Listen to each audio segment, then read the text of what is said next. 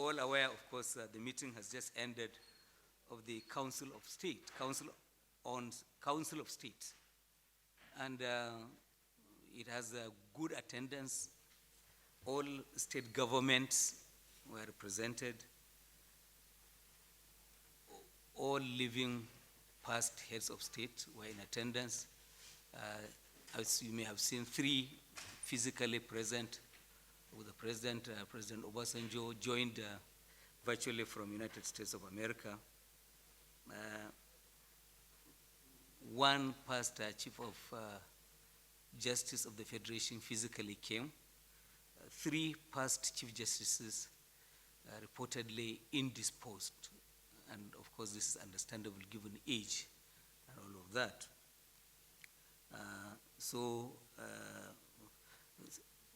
Senate President and Speaker are presiding over crucial sessions in the Parliament. So those entered apology for being absent. We have 4 representations from the meeting, and we'll speak on the 4 or 5 key matters that were deliberated upon. And we will address the issues in the order, that the representatives have come in. So we begin with the Minister, Special Duties and Intergovernment officials who will address you on matters affecting his own portfolio. Can you move to this? On the National Honors Award.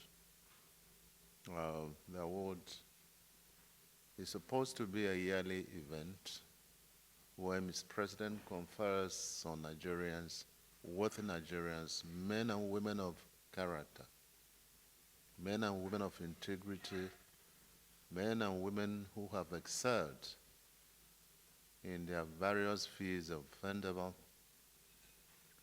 and are therefore found worthy to be conferred with the national honors. Friends of Nigeria who are also foreigners are always rewarded for their service to the country. Distinguished Nigerians who are expected to be conferred with the honors are also supposed to be people who have made significant contributions to the quality of life of our people, philanthropists who have done so much for the communities. One reason or the other, the President has not been able to confer these honors since we came in 2015. And that is why the list proposed is rather lengthy, it's long. About 434 Nigerians and friends of Nigeria have been proposed for these awards. And the awards are divided into 2 broad categories. You have the Order of the Federal Republic, and of course the Order of the Niger. And the Federal Republic Medal, which is basically for junior civil servant and junior officers in the public service, and other Nigerians who are also of sound integrity.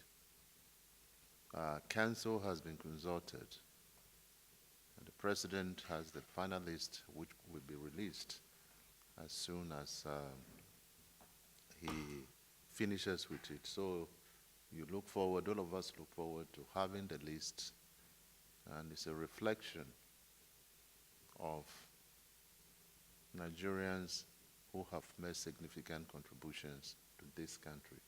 It's not just based on status, it is based on worth, integrity as well. And that is why you find junior people who have also been recommended for approval.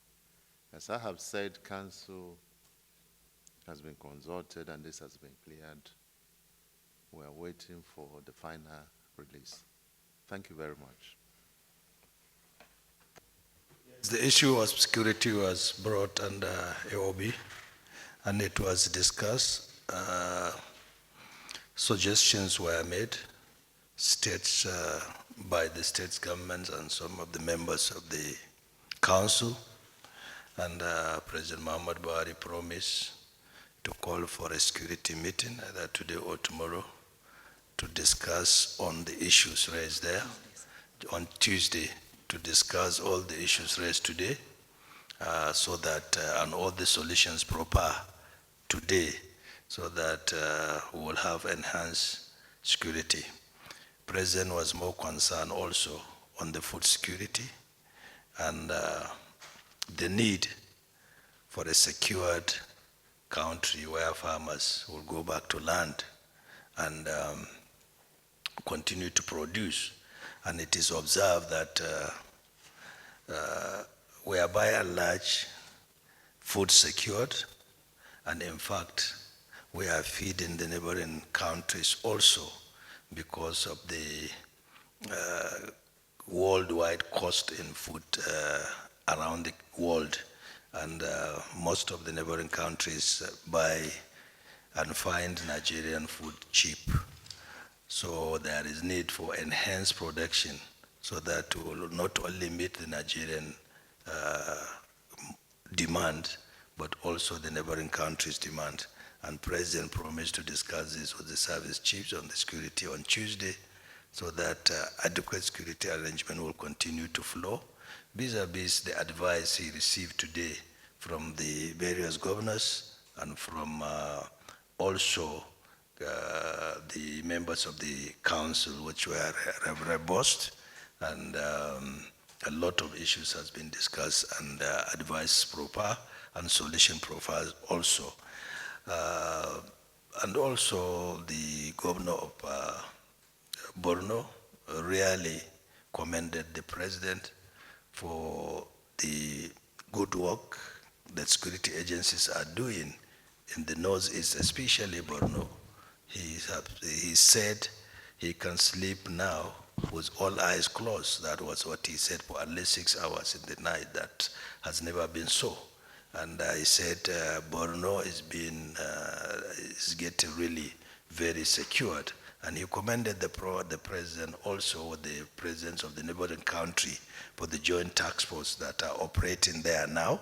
And he said he see clearly an end to insurgency in the coming months if this operation is being sustained, and if also the necessary equipments that they need were given vis-a-vis our financial position.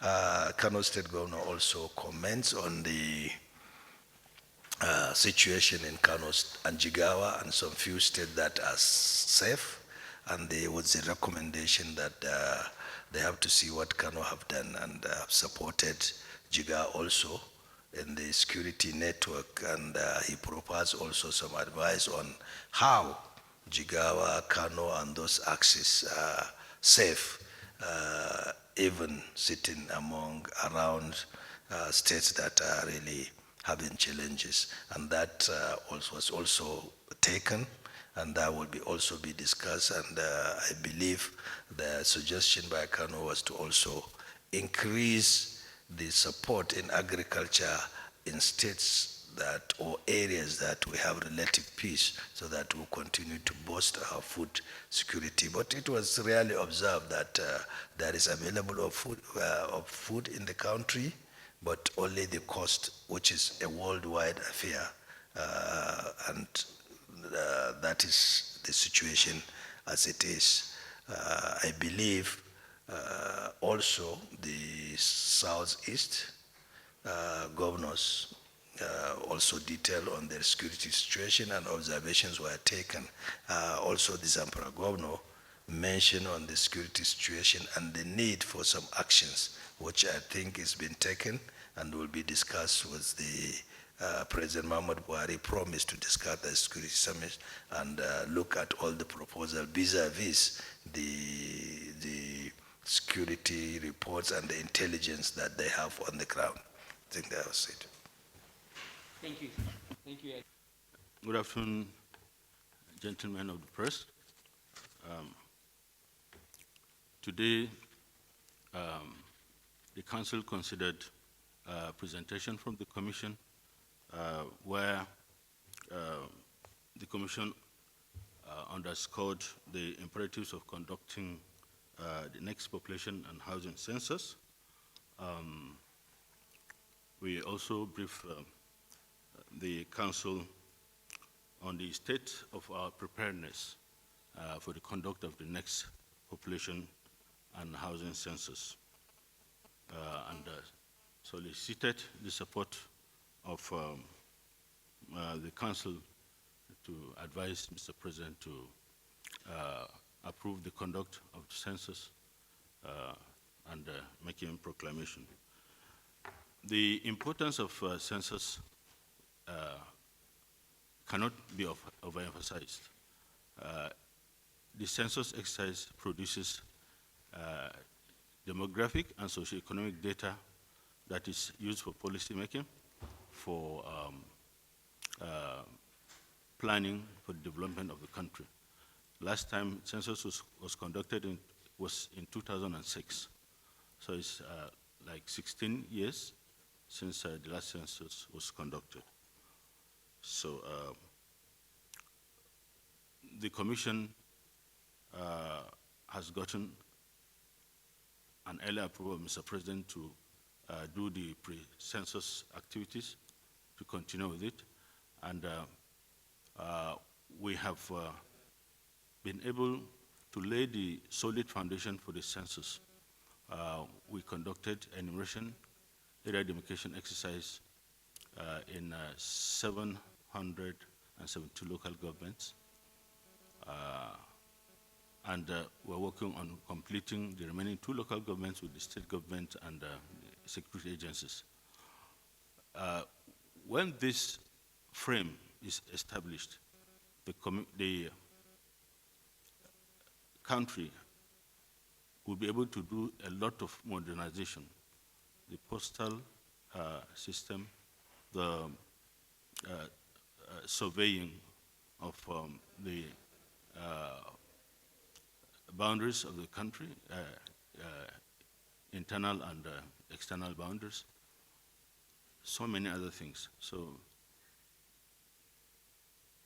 at the stage of our preparation, having done the demarcation, we've done also the first and second census pre-test to test the instrumentation and methodology for the conduct of the census. We have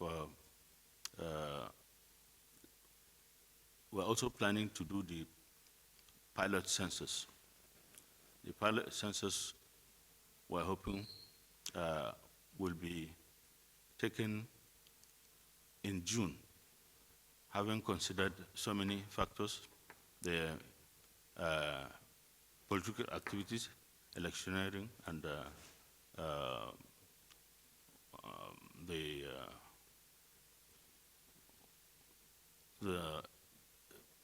primary elections.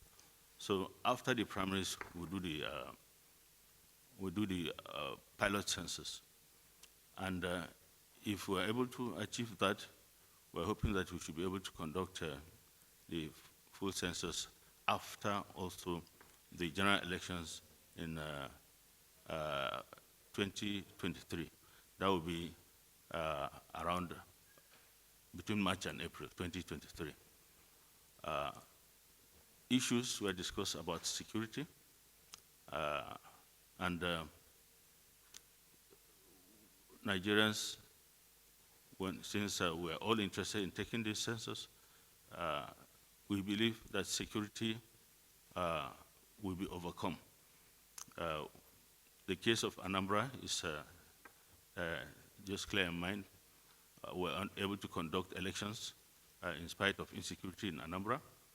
So the conduct of census nationwide, since Nigerians are interested in conducting census, we'll be able to overcome insecurity. The issue of use of modern technology, we are employing high security, high digital, it's going to be a digital census, sorry. We're going to employ technology right from the field, and then the storage, processing, and dissemination. So it is something that will promote accuracy.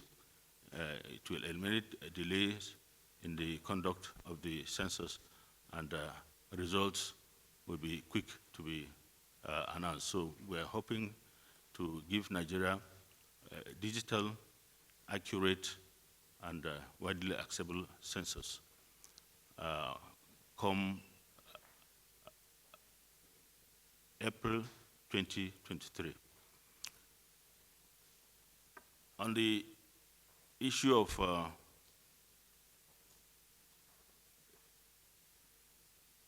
I've addressed the issue of elections. I think we also took our time to make sure we plan it without bringing in political factors into it. The census, the data we're trying to generate is essentially for planning and for planning the development of this country. Council has noted, and we've been given the go-ahead to continue with our activities as we planned. Thank you very much. Distinguished members of the press, as you are rightly aware, by virtue of Section 175, subsection 1 of the Constitution of the Federal Republic of Nigeria, Mr. President is vested with the powers and authority of the exercise of mercy, and that provision is known as prerogative of mercy. The implication of that investiture of power on the president is for the president to consider mercy and compassion on people that have been convicted of certain offenses, that are dead or perhaps alive, out of spirit of mercy and compassion. In the exercise of such power, if you may remember, precisely on 28th day of August 2018, Mr. President had put in place a committee that is known as Presidential Advisory Committee on the Prerogative of Mercy, which committee was put in place by the President and saddled with the responsibility of visiting perhaps the free zone formations, entertaining requests from parties for the purpose of advising or perhaps making recommendations to the President as to the possibility of the exercise of mercy and compassion by way of either granting the pardon to those that have been convicted, clemency, or indeed mercy or some other form of concessions by way of reduction in sentence and term. Maybe those that have been sentenced to death, the president may consider the possibility of commuting the sentence to life imprisonment. Those that have been sentenced to severe term, the president may, in the exercise of mercy and compassion, consider the possibility of reduction. It was in exercise of such duties and responsibility in line with the terms of the Committee of Prerogative of Mercy that has been put in place that the committee, which I chair, presented the report to the president. The requirement of the law and the Constitution is that the president should, in the exercise of such mercy and pardon, seek the advice of the Council of State. And in tune and in line with that requirement of the law, a memo is presented by the president this afternoon, by which the report of the Committee of Prerogative, Presidential Committee of Prerogative of Mercy was tendered, presented for the advice to be given by the Council in line with the requirement of the law. The committee made a presentation and submission of about 162 people that were presented to the president for such consideration. 26 of them, of the inmates, are recommended for presidential pardon. 85 of surviving ex-convicts were recommended for presidential pardon. Deceased, those that were convicted but have died, 1 was recommended for posthumous presidential pardon. Inmates recommended for presidential clemency, 27 were presented. Inmates recommended for reduced sentences for their terms of imprisonment, 13 were presented. Inmates recommended for reduced sentence from death row to life imprisonment, 10 were presented. In total, about 162 persons or convicts were presented for the consideration of the President for pardon and mercy. The Council considered the report and the submission, and at the end of the day, supported and advised the President to grant pardon, mercy, clemency, respite, remittances, and concessions to about 159 people. So only 3 people were rejected by the Council, arising from the advice given to the President, and in effect, 159 people were granted pardon, mercy, clemency, respite, reduction in term, among others. So that is the briefing associated with the Presidential Committee on Prerogative of Mercy as deliberated by the Council, approved, and indeed accepted by the President upon the advice of the Council. Thank you very much.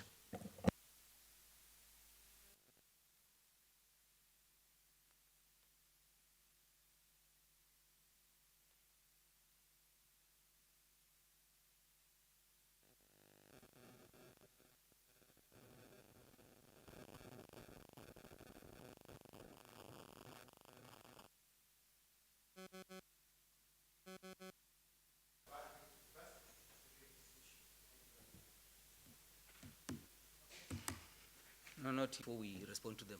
All of you will be taken, so we go in there. 1, 2, how many are we taking? Okay, just you here. Okay, so we start with you here.